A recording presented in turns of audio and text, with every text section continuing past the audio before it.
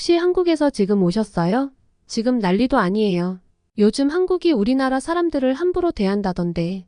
태국 방콕 공항의 한 택시 안. 운전사의 질문에 한국에서 이제 막 돌아온 태국인 여성은 경악을 금치 못하는데요. 한국은 더 이상 우리 친구가 아니에요. 제품도 사지 말고 여행도 가지 말아야 해요. 거리에서 들리는 구호들과 기사들은 온통 한국을 폄하하기 바쁩니다. 3개월간의 한국 연수에서 돌아온 그녀는 왜 모두가 한국을 미워하게 된 건지 이해를 못하고 있습니다. 그녀가 알게 된 충격적인 진실은 또 무엇일까요? 한국과 태국 관계의 운명이 뒤바뀌는 순간 그 중심에 한 여성의 이야기가 시작됩니다. 잠깐 1초 만에 누를 수 있는 구독과 좋아요는 영상을 만드는데 큰 힘이 됩니다. 안녕하세요. 제 이름은 수안나예요. 방콕에서 태어나고 자란 28살 여행 가이드랍니다. 어릴 때부터 세계 여러 나라 사람들과 소통하는 걸 좋아했어요. 그래서 가이드가 됐나봐요. 지금은 방콕에서 제법 유명한 가이드가 됐답니다. 매일 아침 일찍 일어나 방콕 시내로 나가는 게 일상이에요. 오늘도 여느 때와 다름없이 짜오프라야 강변의 화려한 새벽 풍경을 보며 일터로 향했죠. 제 고객들은 대부분 아시아 관광객들이에요. 특히 한국, 일본, 중국에서 오시는 분들이 많아요. 각 나라 손님들의 특징이 있는데 일본 관광객들은 조용하고 예의 바르지만 좀 개인적인 느낌이 들어요. 반면에 한국 관광객들은 정말 친절하고 열정적이에요. 그들의 긍정적인 에너지가 저를 미소 짓게 만들죠. 하지만 중국 관광객들은 조금 다른 편이에요. 시끄럽고 때로는 문제를 일으키기도 하죠. 한 번은 아유타야 유적지에서 중국인 단체 관광객들이 고대 불상을 만지려고 해서 말린 적이 있어요. 문화재를 존중하는 마음이 부족해 보여서 안타까웠죠. 여러분, 이 불상은 수백 년의 역사를 간직한 소중한 문화유산이에요. 눈으로만 감상해 주시면 감사하겠습니다. 이렇게 말하면서도 속으로는 제발 이해해 주세요 라고 기도했어요. 그럼에도 불구하고 중국 관광객들은 그새 저의 말을 잊어버리곤 했죠. 그래서 그들과 함께 여행할 때면 조마조마하는 마음으로 신경을 곤두선 채로 가이드 일을 했어요. 제가 특별히 좋아하는 분들은 한국 관광객들이에요. 저는 5년 전 우연히 한글에 대한 다큐멘터리를 보고 한국어 공부를 시작했거든요. 한글의 과학적이고 체계적인 구조에 완전히 매료됐어요. 세종대왕이 만든 한글이 얼마나 혁신적이고 독창적인지 알게 되면서 한국 문화 전반에 관심이 생겼죠. 한글은 정말 놀라워요. 자음과 모음의 모양이 발음 기관을 본떠 만들어졌다는 점, 그리고 그 글자들을 조합해 수많은 소리를 표현할 수 있다는 점이 특히 인상 깊었어요. 태국어와는 전혀 다른 문자 체계인데도 배우기 쉽고 논리적이라는 게 신기했죠. 한국어를 배우면서 느낀 건 언어 하나로 새로운 세상이 열린다는 거예요. 한글로 쓰인 책을 읽고 한국 노래 가사를 이해하고 한국 관광객들과 대화를 나누면서 그들의 문화와 생각을 더 깊이 이해하게 됐어요. 그럴수록 한국이 더 좋아졌죠. 이제는 한국어로 농담도 할 수 있을 정도가 됐어요. 특히 기억에 남는 한국 손님이 계세요. 작년 여름 70대 할머니 한 분을 가이드 해드린 적이 있어요. 처음엔 걱정됐는데 그분의 활기찬 모습에 오히려 제가 힘을 얻었죠. 내가 비록 나이는 많지만 호기심만큼은 20대 애들보다 더 많아. 오늘 하루 잘 부탁해. 할머니의 말씀에 저도 모르게 웃음이 났어요. 그날 하루 종일 방콕 곳곳을 누비며 할머니와 대화를 나눴는데 그분의 인생 이야기에 깊은 감동을 받았어요. 한국의 어려웠던 시절부터 지금까지 그분의 삶 자체가 한국의 역사더라고요. 매일 새로운 사람들을 만나고 그들의 이야기를 듣고 제 이야기를 나누는 게 정말 행복해요. 특히 한국 손님들을 만나면 더욱 신이 나죠. 그러던 어느 날 제 인생에 큰 변화가 찾아온 날이 있었어요. 그날도 평소와 다름없이 방콕 시내에서 관광객들을 안내하고 있었어요. 하지만 운명이란 게 참 예측 불가능하더라고요. 그날의 주인공은 아유타야 유적지였어요. 태국의 옛 수도인 이곳을 설명하며 걷고 있는데 우연히 한국인 단체와 마주쳤어요. 그들의 가이드가 눈에 띄더라고요. 키가 크고 선한 인상의 남자였는데 태국 역사에 대해 굉장히 박학다식한 게 느껴졌어요. 저기 실례합니다. 방금 설명하신 내용이 정말 인상적이에요. 시간 되실 때 이야기 나눌 수 있을까요? 용기를 내어 말을 걸었고 그가 환하게 웃으며 대답했죠. 물론이죠. 저는 서준이라고 합니다. 한국에서 온 가이드예요. 한국어가 정말 유창하네요. 그렇게 서준 씨와의 만남이 시작됐어요. 서준 씨는 한국의 여행사에서 일하고 있었고 태국뿐만 아니라 동남아시아 전역을 담당하는 베테랑 가이드더라고요. 혹시 우리 회사의 국제교류 프로그램에 관심 있으세요? 한국에서 3개월간 연수를 받고 양국을 오가며 일할 수 있는 기회예요. 서준 씨의 말에 가슴이 쿵 떨어졌어요. 제가 꿈꾸던 그 기회가 눈앞에 나타난 거죠. 하지만 동시에 두려움도 밀려왔어요. 한국에서의 생활, 새로운 환경, 모든 게 낯설고 어려울 것 같았거든요. 서준 씨는 제 고민을 눈치챘는지 따뜻하게 말해주었어요. 걱정하지 마세요. 수한나 씨의 열정과 실력이면 충분해요. 이런 기회는 흔치 않아요. 도전해보는 게 어떨까요? 그의 응원에 힘을 얻어 지원을 결심했어요. 지원서를 쓰고 면접을 보고 모든 과정이 긴장의 연속이었죠. 하지만 한편으론 너무나 설레고 기대됐어요. 면접날 떨리는 마음으로 들어간 회의실에서 놀라운 광경을 봤어요. 심사위원 중 한 분이 제가 전에 안내했던 그 한국인 할머니셨거든요. 어머, 그때 그 아가씨 아니에요? 그날 방콕 구석구석을 함께 돌아다녔던 게 아직도 생생해요. 덕분에 잊지 못할 추억을 만들었죠. 할머니의 말씀에 긴장이 확 풀렸어요. 면접은 생각보다 훨씬 부드러운 분위기에서 진행됐고 저는 제 열정과 꿈을 마음껏 펼쳐 보였죠. 2주 후 드디어 합격 소식을 들었어요. 정말 믿기지 않았어요. 제 인생의 새로운 챕터가 시작된다는 게 실감나지 않았거든요. 한국행 비행기를 타기 전날 밤, 설렘과 긴장으로 잠을 이루지 못했어요. 가방을 몇 번이나 다시 챙기고 여권을 확인하고 3개월이라는 시간이 어떻게 흘러갈지 상상하며 가슴이 두근거렸죠. 드디어 비행기에 올랐을 때의 그 느낌 아직도 생생해요. 창밖으로 보이는 방콕의 풍경이 점점 작아지는 걸 보며 많은 생각이 스쳐 지나갔어요. 지금까지의 제 인생, 그리고 앞으로 펼쳐질 새로운 세상을 생각했어요. 여러분, 저희 비행기가 잠시 후 인천국제공항에 도착할 예정입니다. 끼네 방송이 들리자 가슴이 다시 쿵쾅거리기 시작했어요. 이제 정말 한국이구나. 제가 그토록 동경하던 나라. 그 문화와 언어를 직접 체험할 수 있다는 게 실감났어요. 드디어 한국에 도착했고 인천공항에 발을 디딘 순간부터 모든 게 새롭고 신기했죠. 공항부터가 완전 다른 세상 같았어요. 깔끔하고 효율적인 시스템, 친절한 직원들, 그리고 곳곳에 보이는 한글 간판들. 제가 정말 한국에 왔구나 싶더라고요. 서울로 가는 길, 창밖으로 보이는 풍경에 넋을 잃었어요. 고층 빌딩들과 한강, 그리고 중간중간 보이는 아름다운 산들. 태국과는 또 다른 매력이 있더라고요. 회사에서 제공해준 호텔에 짐을 풀고 나니 실감이 나기 시작했죠. 다음 날부터 연수 프로그램이 시작됐어요.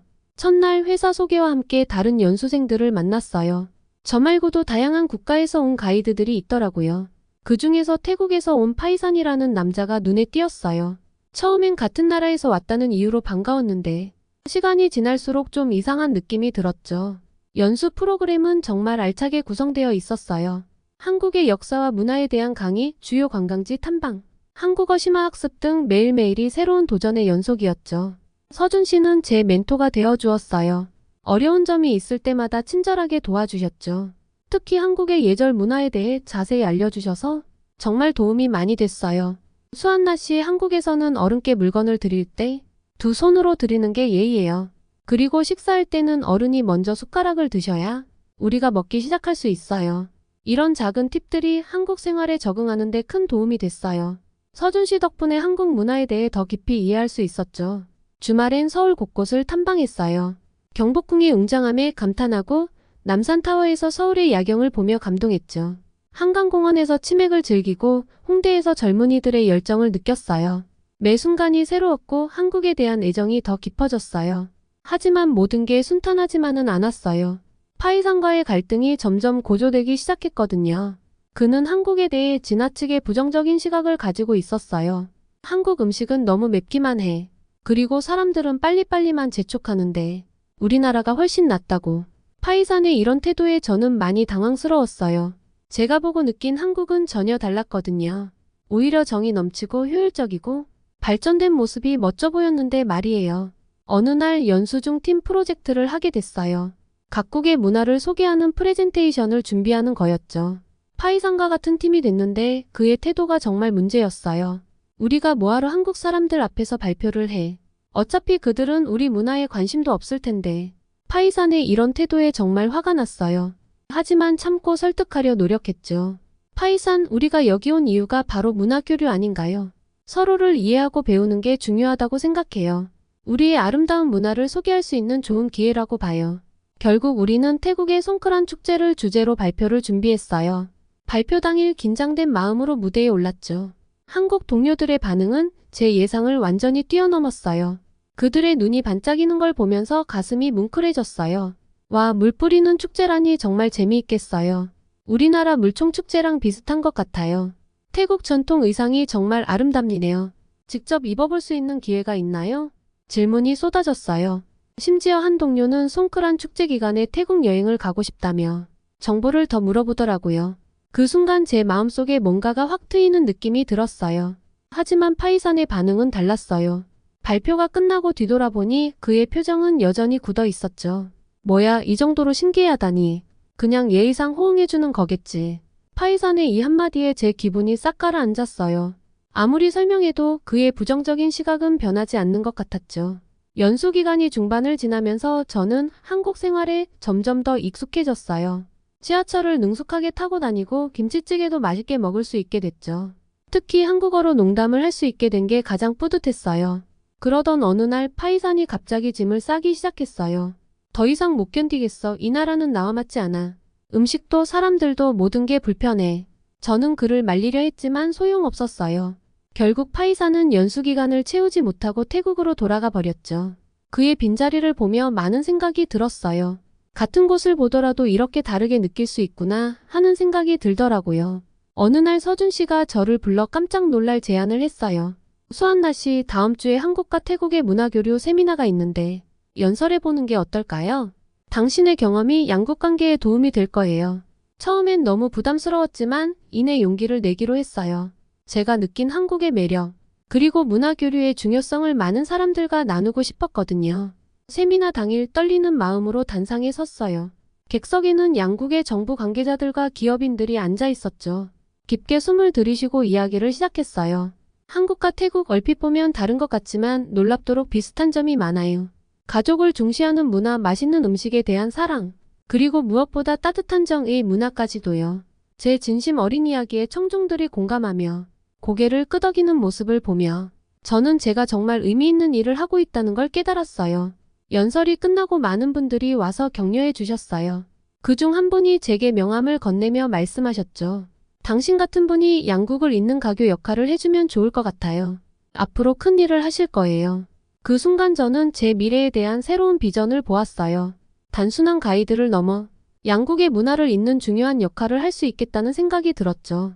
이렇게 3개월의 연수 기간 동안 저는 많은 것을 배우고 경험했어요. 한국 연수를 마치고 태국으로 돌아왔어요. 가슴 벅찬 경험들을 안고 돌아온 고향. 하지만 제가 마주한 현실은 예상과 너무나 달랐죠. 공항에 도착하자마자 이상한 분위기를 느꼈어요. 한국 항공사 카운터 앞에 항의하는 사람들이 보이더라고요. 한국인 관광객은 받지 말자 라고 적힌 피켓도 눈에 띄었어요.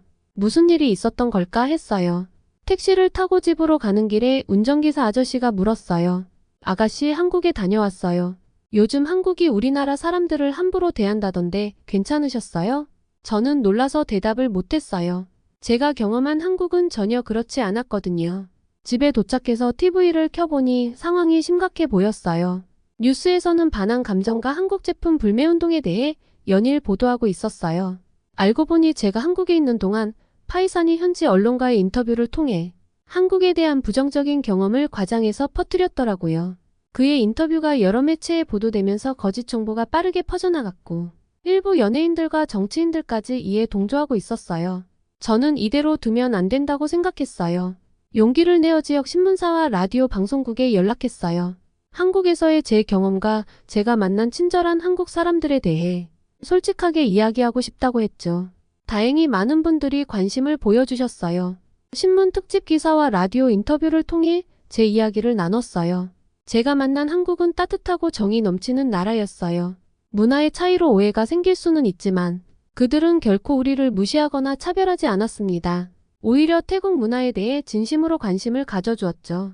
처음에는 비난의 전화가 많이 왔어요. 하지만 시간이 지나면서 조금씩 변화가 생기기 시작했어요.